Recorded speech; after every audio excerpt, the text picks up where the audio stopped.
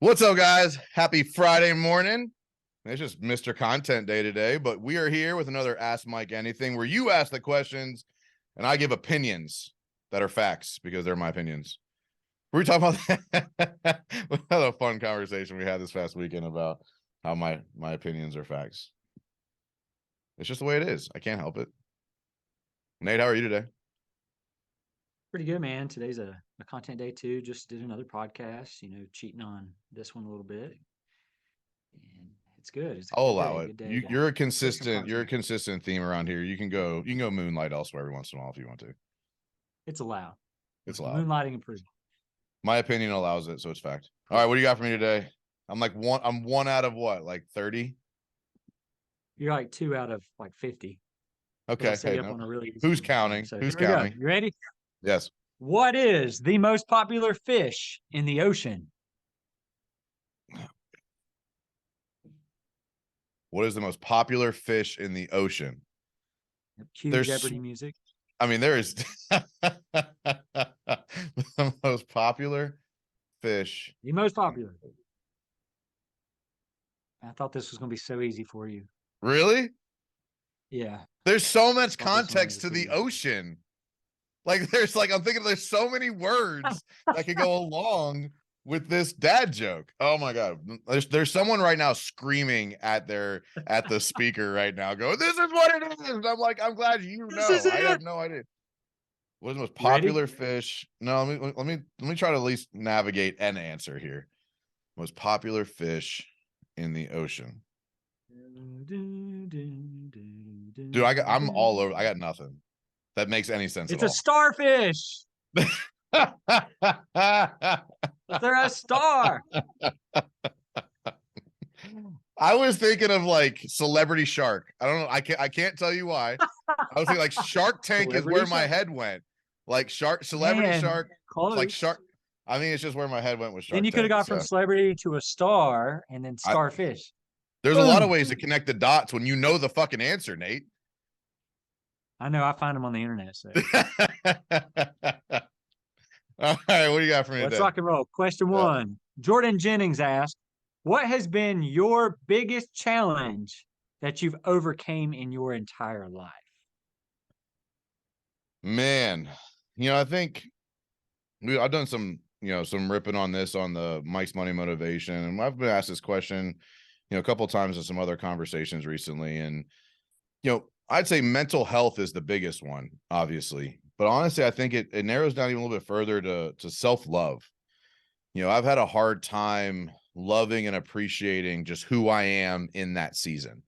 I'm looking at like I wish I was like I used to be, or I wish I was like where I'm going, and one of the biggest challenges that I'm sure I haven't solved it completely, but like blissful dissatisfaction is something that I truly believe that I'm operating within right now. Like I am happy with where I am, but I am not done yet.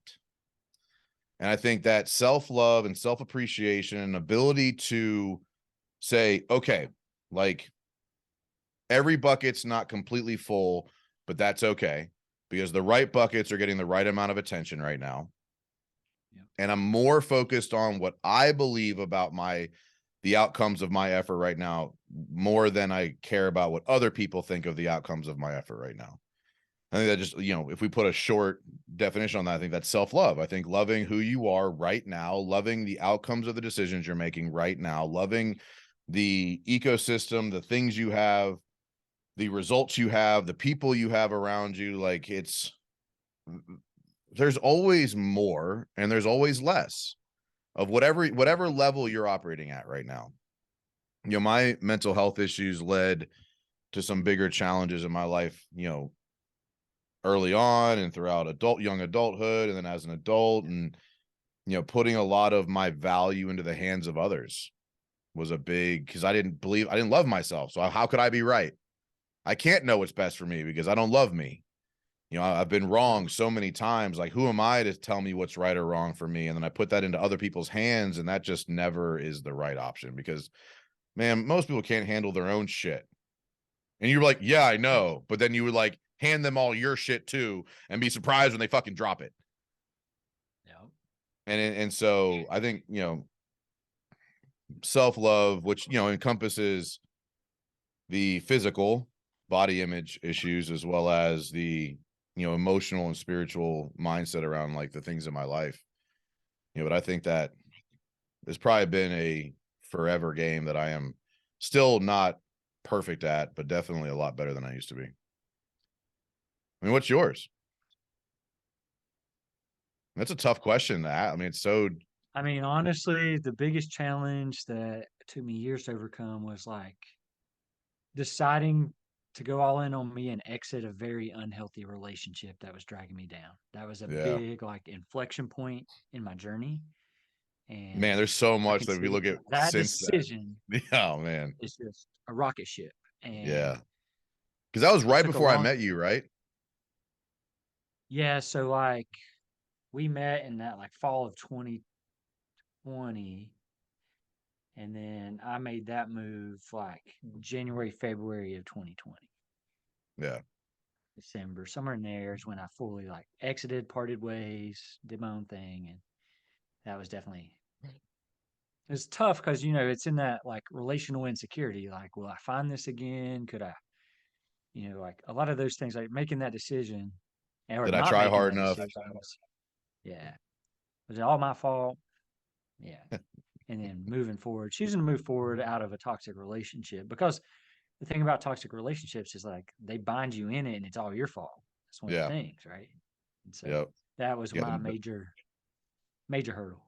The It was tough. narcissism of that relationship that ties Mhm. everything to not that person's fault. Correct.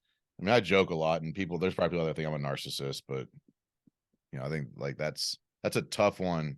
If you haven't listened to that episode, I interviewed an expert on narcissism a couple weeks ago, or it was released a couple weeks ago. Yep. And one of my biggest takeaways in that conversation is you're just not going to fix that person. Like narcissists, because of their inability to be self-aware, cannot be fixed That actually makes a lot of sense. because it's never their fault. So why would they change?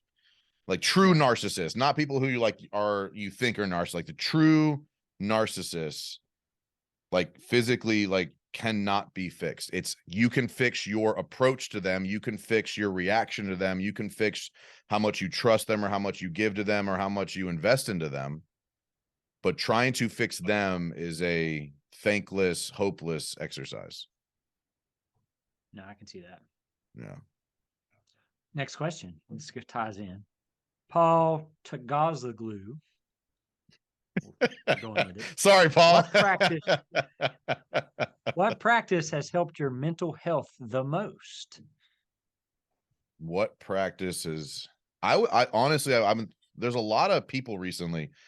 I think I have done a significantly better job looking back and recapping and giving myself permission to accept the wins. I think for a lot of time I would say, well, that went well, but I fucked up here, here, and here. And you immediately try to discredit the win or the positive or the good thing in your life, which Yeah. allows you to like not look forward to fucking anything ever. Right. Yep. And so if I look at what has helped my mental health the most, I think it's my process. I actually just did a Mike's Monday Motivation on this, that daily, weekly, monthly, quarterly, yearly check-in, but not just the check-in specifically, but looking back, documenting my wins that were wins to me, no matter what anybody else would say about them, it was a win to me, and giving myself permission to accept it as a win. That has helped me look forward to things differently. As you get better at analyzing things as wins, you get better at seeing things as wins, like in the moment, right? Yeah. Like when you're not good at giving yourself credit, even when you're winning, it doesn't feel like it because all you can do is analyze the things that aren't going well. But when you flex that muscle and train that muscle to look back, analyze things that happen over a given time period, whether the day, the week, the month, the quarter, the year, or whatever the time period is you're analyzing, and saying that was a win. That single thing, that item, that experience, that execution, that result, that effort was a win. You do that enough times, you start catching things in the moment that in the future you're going to look back at and be proud of yourself for. That is how you change your perspective, in my opinion. That gives you so much more power over controlling the floor, controlling the downside, controlling the negative.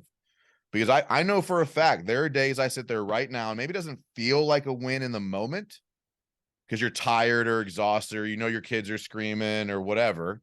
In the moment, maybe you can't see the win, but you know for a fact, based on previous analysis exercises, you're going to look back at this moment in the future and call it a win. And that immediately shifts your perspective of like everything else going on around you and allowing you to successfully believe and enjoy today's wins, not wait 90 days, look back and say, yeah, that was a win. And I'll tell you where that started for me was I got really tired of looking back at pictures of me and saying, I wish I would have been happy when I had that, when I was in that shape. Because I was never happy with how I looked, ever. I was never once. Can I look back and in the moment said, damn, I look good right now. I'm a sexy motherfucker right now. Not once can I remember doing that. But there are dozens of times a memory pops up where I flip through some fucking pictures like, damn, he looked good. Why couldn't I have just been happy then? Yeah. And that was a realization I had actually last year. Like, it was like probably spring 2022. I don't know when you're listening to this, but spring 2022, when I got tired of looking back and wishing I could just be happy then. And I said, well, the only way to fix that is be happy now, so it never happens again. And that analysis of allowing myself to be happy in the moment so I didn't only appreciate where I was now at some point in the fucking future. You're always chasing you're always chasing regret. You're basically just waiting for the time you're like, damn, I wish I could have been happy then. Then there's never any happy. It's a disgusting cycle. I mean, it's fucking disgusting. But I'd say that tactic, if you know, the question specifically was analyzing success in the past allowed me to start to recognize success in the moment. Damn, we got to turn that into something.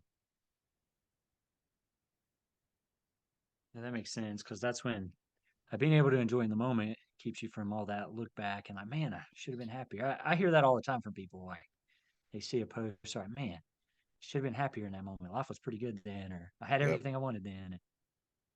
Yeah, that makes sense. Yeah, I mean, unless I'm mistaken, you haven't dealt with as extreme of mental health challenges that I have. No, but I mean, in the ballpark. I mean, you stay so even keeled though. Like, you don't get super high and you don't get super low. Like, were you always that way, or is that from your stockbrokering days, or your was that just something you were always pretty even keeled, or like is it something that you know, I know it's gotten better over years. Yeah.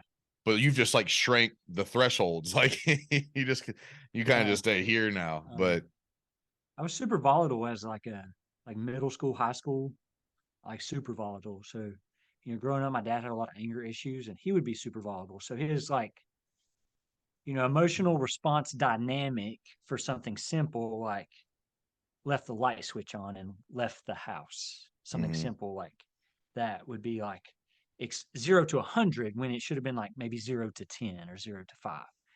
And I don't know, I think maybe seeing the negative side of him dealing with that, which as he's aged has became, you know, more even keel for him too. But seeing that like emotional volatility and the fact that like if everything jumps to 100, then it washes everything and you just seem like a hateful, mean person all the time because you are 0 to 100. Yep. And then when I paired that with like not wanting to be that, wanting to be a little more even Steven, and then joining the stock trading world, you know, after college and really practicing that and spending a lot of time reading about emotional intelligence and digging into my inner psychology and things like that really got me to a place where, you know, like I feel it, like I recognize that dynamic range is there, but I don't react. It's like I process the emotional side just privately. There's no and more objectively, not subjective. Like, you're really good at like, well, what can I learn from this, or like what's their perspective, not like, oh, woe is me, to an extent. And I think that helps. I mean, from my outside looking in, like, you know, you've dealt with some lawsuits and some people like, you know, kind of coming after you, and it's just like, well, sucks to be them. Like, and what am I gonna do? Yeah, what are you gonna do? You know, those aren't the exact words you use if you're listening. You know, legal disclaimer, that's not exactly what he said. But no, I think that makes sense. Cool. Next question. Definitely a process. Jeremy Lauren asks, if you could have lunch with 3 people, living or dead, who would you pick? All right. Let's assume it's the same lunch, like you're inviting 3 people to one lunch, because that could be a Ooh, that definitely changes the dynamic. I mean, definitely Theodore Roosevelt. Like I really that's solid. enjoy studying him, right? Yep. I think Jesus Christ would be like, let's go have a burger. Because like, Yeah. there was a question a couple weeks ago. It was like, what would you cook for like 5 people, or like, where would you go to dinner with 5 people or something? Yeah. I was like, I'd Right. want to cook Jesus something he never had before, like a steak. Like, I don't think they had like prime beef back in ancient Jerusalem. Like, I don't know. It just seemed like something would be cool to do. But so Jesus, Theodore Roosevelt, and Elon Musk, like those are typically my answers. Yeah, I want to see like where, like, because Elon's operating like literally decades ahead of everybody else, like always. Oh, yeah. Yeah, his So like, mind is 20 years down the road. Yeah. what is he working on right now? What is he excited about? What is he afraid of right now? Like, I feel like that dude just operates on a different wavelength. So I'd want to better understand like what does he see that's coming. But that would be a very interesting lunch. I probably wouldn't say much. I'd probably just sit back and listen to that Just one. sit and let it happen. Yeah. You got Jesus versus Elon. Yeah, I mean, like, man, that would be an interesting dynamic of a conversation.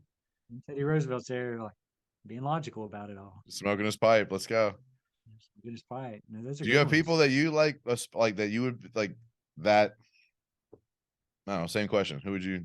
So, like, I would go uh, Winston Churchill, just because, like, being that the prime minister through, World War and the calls, and just reading about him and how like journaling helped him get through all that was like one of the things that got me into journaling back in college. So, he was an avid journaler and napper. Like he would just sleep whenever he could. And I think that's interesting. Be like, I got 10 minutes right now. I'm going to take a nap or half an hour, whatever. Like that. You would often find him at his desk asleep.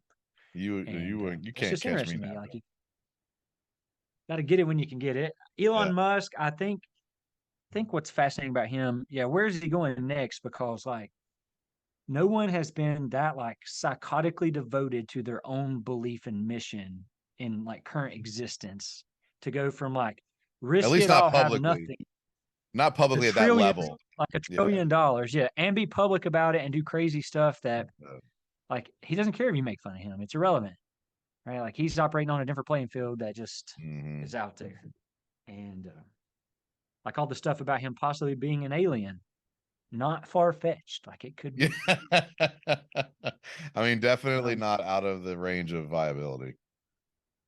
and then I don't know. I think if a last one, maybe someone that was like a original explorer, like Christopher Columbus or one of the guys that came across originally, like to leave on a boat and land somewhere like legitimately unknown and uncharted, and be like, I have found it, and like, So how did I've that had play out? Like, how? I have these daydreams sometimes about like what would have happened if Christopher Columbus had a YouTube channel. Like, like, would you still feel the same way about him if Christopher Columbus operated like Logan Paul? Like, can you imagine like what like our historical recognition of Christopher Columbus would be if he had a YouTube channel like Logan Paul? I Yeah, just because think you're coming across the ocean and he's throwing people overboard that are sick. right. I mean, Like and it's he become, he wasn't much older. Like he was in his 20s, I think. Right? He wasn't old yeah, when he made that yeah, voyage. young guy. Oh yeah. And it's wild. Can you Think picture about now, like, selfie? We're tossing another one later. Like, oh my gosh. I don't know why that kills me. I'm daydreaming about a lot of people like that. Like, can you imagine if like Christopher Columbus or Pocahontas had a Instagram account? Like, He was 41 when he got to America, just okay, so the crowd knows. Older got than I it. thought. Weren't Yeah, most that's people all. dying at 41? Yeah, that's like the average age was like 48 at that point. Yeah. I definitely would have thought he was younger. Thanks for fact checking me, Nate. That was well timed. Just needed to know. I had to But no, but Google it there real there are quick. times I think about like, and like that was a joking way to describe what I was thinking. But like, would we feel the same way about Theodore Roosevelt if we had access to the same amount of information that we have with Donald Trump? Like, would we feel the Yes. same about these people when like they controlled the narrative so much better than you can today? And I think it's like, it's unfair, I think, to an extent, with a lot of like current, like Elon Musk or Donald Trump or other, even Joe Biden. Like, I'm not a fan, but like, you never would have seen Teddy Roosevelt tripping down the stairs. Like, you just would have never even known about it. Right. Like, Right. Joe Biden falls off his bike. You wouldn't even have known Teddy was on a bike. Like, there's probably there's a video somewhere, I bet, like that, or would have been a video somewhere of like Teddy couldn't get his car started this morning because it was fucking 1908. Like, his car just didn't start some days. Like, does that make him a terrible president? No, it's just like he's a normal dude. And so I feel like, because I try to look at nothing's ever as good or as bad as you think it is, right? We've talked about this Right. a lot. Yep. And so I look up to Theodore Roosevelt. But like, should I? I do based on what I know. I do based on what authors have written, but I don't know. And so like, I think there's an unfair comparison where at some point, like you'll know everything about somebody you look up to. Like, in a generation or two, there will no longer be the Theodore Roosevelts like of the next generation, right? Like, there'll be like people like looking back at, I really looked up to Nate Griffin and what he did because of what I saw, over a decade of him posting on a regular basis, right? It won't be I fell in love with the story. I've fallen in love with the story of Theodore Roosevelt. Right. That was a completely controlled narrative for the most part. I don't know. Yeah, but like all the behind the closed door stuff that never got Yep. published and wasn't talked about, and there weren't cameras, and so yeah, that makes sense. No, so those are things I daydream about sometimes. Well, cool. Good job. Starfish. Got it. I will forget that for sure. I definitely was thinking Shark Tank something. I just immediately I was like, that's not right. Don't say that out loud, Mike. You're gonna sound like an idiot. I definitely would not have guessed Starfish. Did you? Easy to say. Post guess. Mia's over here saying, I would have guessed that. Of course you would have. Behind the scenes, you got it. Of Yeah, course. sure. Maybe starfish was her favorite sea animal. So Nate maybe Cooper's that here got today. back to- Oh yeah, that's Yeah, first day. day one. Day one. That's exciting. We'll see if he comes back tomorrow. That'd be cool. All right, Nate. Thank you so much. As always, you guys, these are fun for me. Hopefully you're getting some laughs out of this as well. But you keep asking the questions and I'll keep answering them so that you can win fast and win often.